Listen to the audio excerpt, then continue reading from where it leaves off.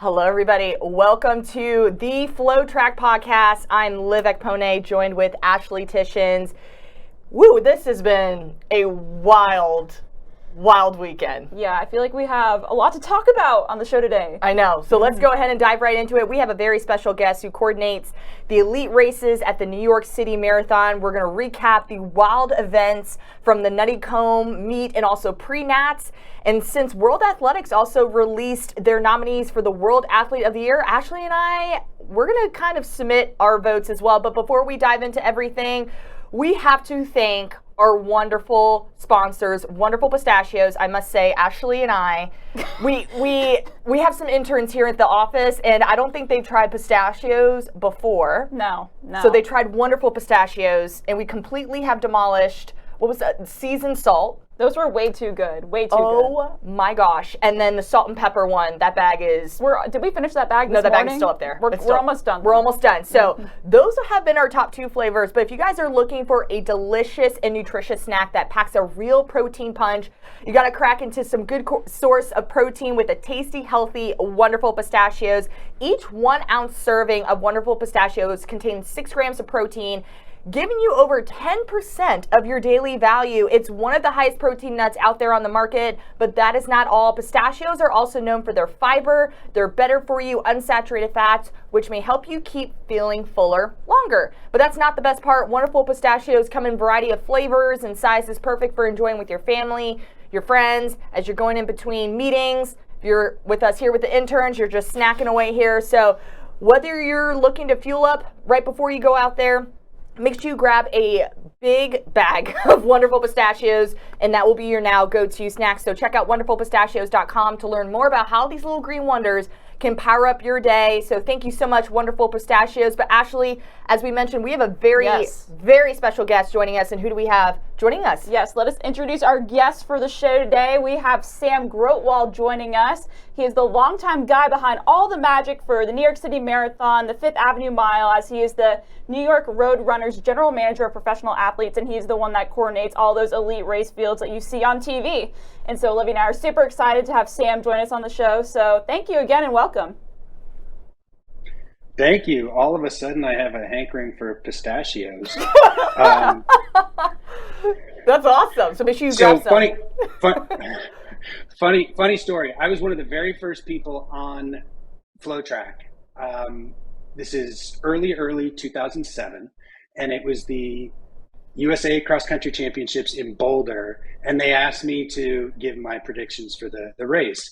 And my predictions were so impossibly wrong that it has been almost 17 years since I've been invited back onto your platform. So today feels really good. It feels like I'm out of the doghouse. Oh, yay. Well, we're so happy to have you joining us. So that's awesome. Some redemption for your very wrong picks many years ago. Right. try not to mess it up this time. Well, just first off, for, our viewers listening, I would love to, if you could maybe dive in a little bit about some of your running background. I know you ran, I believe, at Simpson College, and so maybe talk a little bit about that and how that maybe, put that on your where you are currently with your career. Yeah, thanks. So I became a runner, in high school, and I wasn't very good, but I loved it. And I was given the opportunity to run at Simpson College in Indianola, Iowa, as you mentioned. I sort of talked my way onto the team. And my coach in college, Keith Ellingson, he really was the guy who kind of instilled this love of running and this interest in professional sport in me. So I never, you can't really major in elite athlete recruiting or anything like that. So, I never intended on working in the running industry, but summer after my junior year of college, I worked as an intern at the Museum of Modern Art in New York, and I got to know New York Roadrunners a little bit that way. I ran a couple of Roadrunners races. I left the keys to the Museum of Modern Art in the bathrooms at the New York Roadrunner offices. And that's how I got to know Roadrunners. And so then when I graduated and was kicking around looking for a job, they had a web editor position open, and that's what I wanted to do. I wanted to be in web development. So it was this opportunity to kind of marry my interest in running and my love for running with this thing that I thought was going to be my career. And that was almost 23 years ago. So it has become something very different since then. But yeah, that's how I got my start at Roadrunners. That's so interesting. So how did you get started as like the athlete coordinator? I know you just kind of touched on like you wanted to be a web editor. You kind of moved into that back in 2000. You kind of climbed the ladder. But when did that kind of spark to just kind of get started as like the elite athlete coordinator kind of just sparked within you a little bit? One of the things that we did really well, I think, on the website at the time I was working on it at Roadrunners is that we started covering pro sport. Both the pro athletes in New York Roadrunner events and then, pro sport sort of globally.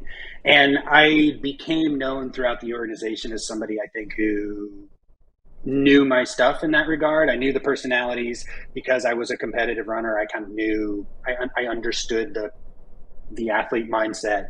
And so we had a guy, David Monty, who was working on the pro athlete needs for New York Roadrunners at that time. But it was only 2 races. It was the mini 10K, the world's original women-only road race, and then it was the New York City Marathon. But in 2004, 2005, all these things are happening both inside and outside the organization. So in 2004, Meb Keflezighi and Dina Castor both win medals in Athens, right? Meb had been on the podium in New York in 04 and 05. Dina won Chicago, I think, in 05 and London in 06. So outside of the organization, U.S. athletes had gone from this really low moment at the Sydney Games to winning Olympic medals and establishing themselves on the podium in major big city marathons, perhaps even winning. And then internally at New York Roadrunners, we were talking about bringing back the pro athlete fields at the Fifth Avenue Mile, which had kind of gone away in the late 90s, early 2000s. We were talking with this sponsor about creating a new race that eventually became the Healthy Kidney 10K, which was a big pro race we had for a number of years. And we were in talks with the city about this massive half marathon on city streets that would ultimately become the United Airlines NYC half. And we knew that would have a pro athlete component. So it just became too much for David Monty to handle by himself.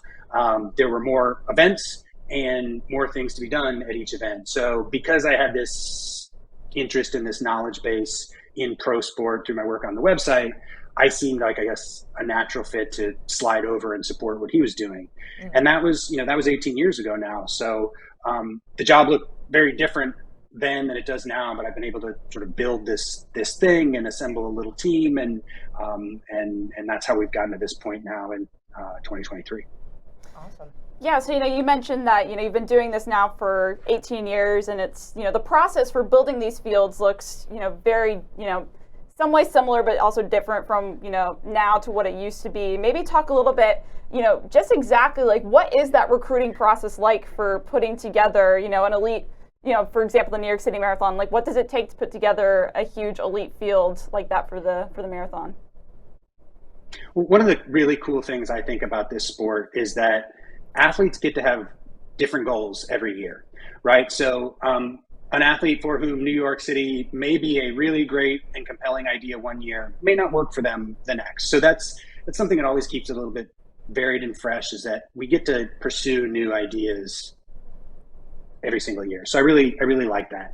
Typically the process begins, in the early springtime, around the time of the United Airlines NYC half, is when I start talking to athletes about what their goals for the year are. And I start thinking about, okay, how can New York Roadrunners help support those goals or help them achieve those goals? And then coming out of the New York City half and we really get rocking on the marathon, in that springtime. And by the time we get out of London and Boston in April, it's pedal to the metal on the marathon and recruiting those fields. And then that's all done, in the summer sometime, mid to late summer. And we typically announce the fields for the marathon in August. This year it was at the end of August, coming out of the Budapest World Champs. And then that group is done, and then we turn our attention to figuring out all their details for race week and race weekend. So we tend to look at the marathon kind of year over year, and I think it's a combination of what ideas do I think are cool and what sort of athletes do I think I want to see in the race, and then finding out along the way that there's athletes who really want to run New York and maybe they're a good fit for these stories we're trying to tell, or maybe they're, it's something we want to help support. So there are these ideas that come up along the way that we try and pursue too. So it's just, everything, it kind of comes from everywhere, this group, that we end up with on the starting line on the first Sunday of November. It almost sounds like a very quick process. Like we're talking, spring, and then as you mentioned, the field is released in August, right after Budapest. Is there a certain number of athletes that you kind of strive for to fill in that race? Or is it just kind of like you're looking for, I guess, quality over quantity, I guess you can say? We don't have any certain number that we need to hit. And you look at our women's race this year, it's probably the smallest that it's ever been, but it's super, super top heavy. So there's no quota that I'm trying to fill. For every race that we do, there's a number I have in my head where I say, okay, anything bigger than this, I don't know if it's tenable for me and my team, right? And so we end up, at all of our events, we end up turning away way more people than we could ever possibly take, just because I'm cognizant of the fact that every athlete that we put in the race takes a little bit of the service and attention away I can give to everybody else. So there is a tipping point, I think, where you want the races to look good on television, you want to have compelling stories, and you want people to be excited and go out on the street to watch, or watch on ESPN2 or whatever. But also, you can't be too big, because then it just becomes too much of a strain. And, that's where mistakes happen, and that's where people don't get the service that they've come to expect from our events. So there's no quota, but I am cognizant of being too big, and everybody that gets added, just contributes to all of that. From your perspective, what do you think are perhaps some of the more challenging aspects of putting together, for example, the NYC Marathon field?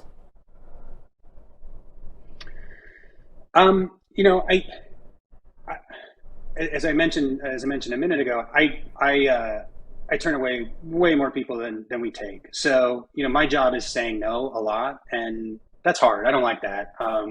I like being the guy that says yes, but sometimes it doesn't make sense, or it's not a fit for what we're trying to do, or we've got too many people, or whatever. So, that's something that I have to say no a lot, and I don't ever like it. I don't ever relish it, and I hope that I can say no in a nice enough way that athletes understand that it's nothing personal. It's just business, let's say. So that's that's one of the things about the gig that I think is my least favorite is having to say no to people as often as I have to do it.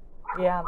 And as we know, like the New York City Marathon is a really prestigious race that we all love to enjoy, and it comes towards the end of the season technically. Like it's the fall, it's after Berlin, it's after Chicago. Do you almost feel like there's like a three-way competition between races for athletes, and how do you kind of just go about approaching that? Well, I would say that there's enough athletes to go around, right? There's enough athletes for all three races. And I think it depends to some extent on what an athlete's goals are. An athlete who's gravitating towards Berlin or Chicago, their goals are probably really different than an athlete who's gravitating towards New York. But yeah, there is some competition, I would say, between those three races, but not just those three races. Valencia in early December is becoming a real player now in terms of pro athletes who have a certain goal. So, I don't think it's any secret that most of the world thought Eliud Kipchoge was coming to New York this year, but that ended up not aligning with what his plans and his goals were, and he went to Berlin and he was very, very successful there. So there is, I would say, a little bit of competition, but also it's, I want Berlin to be successful and have great athlete fields, and I want Chicago to be successful and have great athlete fields. And I was in Chicago a couple weeks ago, and it was a great race, and I'm super happy for that team. So I'm also really, really pleased about the group that we have coming to New York, and the narrative of our race, and I'm excited about what I think how the race is going to play out on November 5th. Another thing too, even when you do, you put together these elite fields, you announce them in August, there's always that chance that, a few athletes have to, pull out of the race for injury or other various reasons, which I know we've seen a little bit of, this year, with every, major marathon, usually that, that comes with it. And so, how is that another thing that you have to manage from your perspective, and how do you, manage that when that happens? Yeah, I mean, look, it's one of the ways I have to look at this is that failure is an inherent part of the marathon, right? Athletes fail to get to the start line because they get injured or sick or whatever. And then athletes fail in the race, fail to finish, fail to meet, performance benchmarks that we've established. So we count on that failure. It's inevitable. So we actually over recruit a little bit, knowing that we'll drift down to a size of the group, and in terms of budget and all that, we'll drift down to where we need to be. Now, this year, there's no denying it. We lost 3 of the best men in the race, and that was a really rough 6 days. You can expect to maybe lose one of those guys in the course of a typical year. To lose 3 of them, that impacted the race, but it gave us the opportunity to add Tamarat Tola, who's a 2-time world championships medalist and Olympic medalist, because he failed in another competition that he was supposed to do. He dropped out of the world championships, and had he finished there, he probably wouldn't have been available for New York. So failure is part of it, and we account for that, but it's still, especially when it's more than one person like it was this year, that's it's worse than it's more than we expected, and so that's just something you have to take in stride and deal with. Mm-hmm. As we count down the days to November 5th in New York City, what can the fans and the followers expect from this year's field? Well, the thing I like about New York every year, but especially this year, is that I don't know who's going to win.